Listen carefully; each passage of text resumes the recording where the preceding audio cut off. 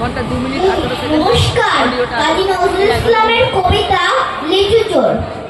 বাবুদের তাল পুকুরে, হাবুদের ডাল পুকুরে, সে কি বাস করলে তারা, বলিতাম একটু দাঁড়া, পুকুরের ওই কাছে না,